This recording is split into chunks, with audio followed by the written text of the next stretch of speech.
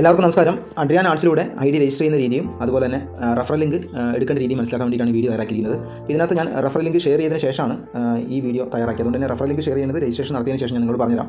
അപ്പോൾ അതിലാദ്യം ചെയ്യേണ്ടത് ഈ റഫറൽ ലിങ്കിൽ ക്ലിക്ക് ചെയ്യുന്നു, അതായത് രജിസ്ട്രേഷൻ ചെയ്യേണ്ട രീതിയാണ്. അപ്പോൾ റഫറൽ ലിങ്ക് ആരുടെയാണെന്ന് മനസ്സിലാക്കാനായിട്ട് ഇവിടെ സ്പോൺസർ എന്നുള്ള പേരുണ്ടാവും. ലക്ഷ്മി എന്ന് പറഞ്ഞ ആളുടെ റഫറൽ ലിങ്കാണിത്. അതിനുശേഷം ഇവിടെ നമ്മുടെ പേര് ടൈപ്പ് ചെയ്യുക, പാസ്വേഡ്, അതായത് ഇപ്പോൾ നിലവിൽ മൊബൈൽ നമ്പർ തന്നെയായിരിക്കും നിങ്ങളുടെ പാസ്വേഡ്.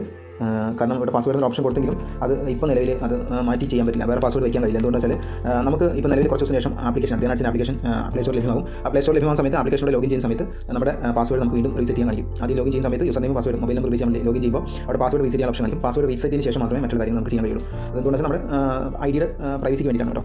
ഇപ്പോൾ നിലവിൽ നിങ്ങൾ മൊബൈൽ നമ്പറിന് പാസ്വേഡ് വയ്ക്കും. പാസ്വേഡ് ഏത് വെച്ചാലും മൊബൈൽ നമ്പർ ആയിരിക്കും ഇപ്പോൾ പാസ്വേഡ്. പിന്നെ അതിനുശേഷം സ്റ്റേറ്റ്,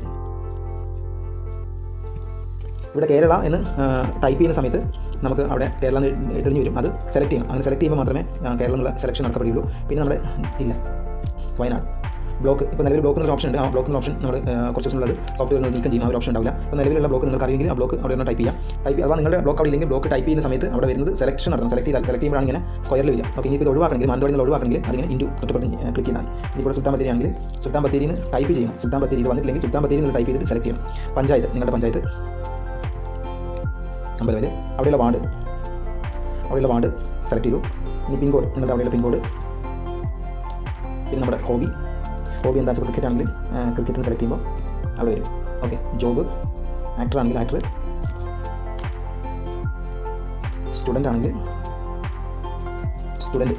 ഓക്കെ, ഇങ്ങനെയാണ് രജിസ്ട്രേഷൻ ചെയ്യുമ്പോൾ ഈ ഫോം ഫില്ല് ചെയ്യേണ്ട രീതി. ഇത്ര നിങ്ങൾക്ക് മനസ്സിലായിരിക്കുന്നു. സ്പോൺസർ നിങ്ങളുടെ രജിസ്ട്രേഷൻ സക്സസ് ആവും. ഓക്കെ, സക്സസ് ആയി കഴിഞ്ഞാൽ നേരിട്ട് എവിടെയാണ് എത്തുന്നത്? പരസ്യങ്ങൾ വരുന്ന നമ്മുടെ ഡാഷ്ബോർഡിലാണ്. ഇപ്പോൾ നിലവിൽ ഇവർക്ക് പരസ്യമുണ്ട്, കാണാനുണ്ട് പരസ്യം. പ്രത്യേകിച്ച് ഓർമ്മിക്കുക, പരസ്യം ഇങ്ങനെ കണ്ടുകൊണ്ട് പരസ്യങ്ങൾ കണ്ടു എന്നാവത്തില്ല. ഈ വീഡിയോ പ്ലേ ചെയ്യണം. പരസ്യത്തിൽ ഇങ്ങനെ ക്ലിക്ക് ചെയ്ത് ഈ പരസ്യം പ്ലേ ആവണം. ഇത് 14 സെക്കൻഡ് ദൈർഘ്യമുള്ള പരസ്യമാണ്. പരസ്യം പ്ലേ ആവാം. ഇവിടെ സമയം നീങ്ങി പോകുന്നുണ്ടോ? 14 സെക്കൻഡ് എത്തിക്കഴിയുമ്പോഴാണ് ഈ പരസ്യം നമ്മൾ പരസ്യങ്ങൾ കംപ്ലീറ്റ് ആയി. പരസ്യങ്ങൾ കണ്ടു കഴിഞ്ഞാൽ ഇവിടെ പരസ്യം വീണ്ടും കാണിക്കപ്പെടില്ല. അപ്പോൾ നിർബന്ധമായിട്ട് നിങ്ങൾ പരസ്യം കാണുക എന്നുള്ളത് നിങ്ങൾ മറക്കാതിരിക്കുക.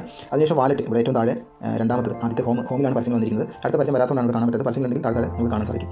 പിന്നെ വാലറ്റിനകത്ത് ഈ പരസ്യം ഞാൻ ഒരാൾ പോലും റെഫർ ചെയ്തില്ല, രജിസ്ട്രേഷൻ മാത്രമേ നടത്തിയിട്ടുള്ളൂ. അതുകൊണ്ട് തന്നെ പരസ്യങ്ങൾ കണ്ടു, പരസ്യത്തിന് ഒരാൾ പോലും റെഫർ ചെയ്യാത്തതുകൊണ്ട് 70 പൈസ മാത്രമേ ഇതിൽ ലഭിക്കപ്പെടുള്ളൂ. ഇനി ഇത്ര നിങ്ങൾക്ക് മനസ്സിലായിരിക്കുന്നു. ഇനി അടുത്തത് നമുക്ക് ഷെയർ ലിങ്ക്, നമ്മൾ അടുത്ത ആളെ റെഫർ ചെയ്യാൻ വേണ്ടി ഇതേ സമാനമായ രീതിയിൽ മുകളിൽ കണ്ടില്ലേ, ഇവിടെ ഒരു ചിഹ്നം കണ്ടില്ലേ, നമ്മുടെ പ്രൊഫൈൽ പോലത്തെ ചിഹ്നം കണ്ടില്ലേ, ഈ പ്രൊഫൈലിൻ്റെ തൊട്ടടുത്ത് ഒരു ഷെയർ ലിങ്ക് ഉണ്ട്. ഇവിടെ ക്ലിക്ക് ചെയ്താൽ നമ്മുടെ ലിങ്ക് നമുക്ക് എന്ത് ചെയ്യാം, കോപ്പി ചെയ്യാം. ഏത് മാധ്യമത്തിലൂടെയാണ്? അപ്പോൾ സാധാരണ ഞാൻ കോപ്പിയാണ് ചെയ്യുന്നത്. ഇവിടെ ക്ലിക്ക് ചെയ്യുന്നു, കോപ്പി ചെയ്യുന്നു. ഓക്കെ, കോപ്പി ചെയ്തതിന് ശേഷം നമ്മൾ എന്ത് ചെയ്യുന്നു, ഇത് ആർക്കാണോ അയച്ചു കൊടുക്കേണ്ടത് അവരുടെ വാട്സപ്പിലേക്ക് ഈ ലിങ്ക് ഷെയർ ചെയ്യാം. ഓക്കെ, അപ്പോൾ പ്രത്യേകിച്ച് ഓർമ്മിക്കാം, നമ്മൾ ഈ റഫറൽ ലിങ്ക് ഷെയർ ചെയ്ത് കൊടുക്കുമ്പോൾ ഇവിടെ നമ്മുടെ ഈ ലിങ്കിനകത്ത് നമ്മുടെ ID നമ്പർ, നമ്മുടെ പേരൊന്നും ഇല്ലാത്തതുകൊണ്ട് നമുക്ക് ചിലപ്പോൾ കൺഫ്യൂഷൻ വരാൻ സാധ്യത വന്നേക്കാം. അങ്ങനെയുണ്ടെങ്കിൽ ആ ലിങ്കിൽ ഒന്ന് ക്ലിക്ക് ചെയ്യുമ്പോൾ ആ ലിങ്കിൻ്റെ ഉടമയുടെ പേര് എന്താണോ, ഈ ലിങ്കിൻ്റെ ഉടമയുടെ പേര് നവീൻ എന്നാണ്. അപ്പോൾ ആ ലിങ്കിൻ്റെ ഉടമയുടെ പേരോട് കാണിക്കപ്പെടും. ഓക്കെ, റഫറൽ ലിങ്ക് എടുക്കുന്ന മനസ്സിലായി, നിങ്ങൾക്ക് രജിസ്ട്രേഷൻ ചെയ്യേണ്ടതും മനസ്സിലായി.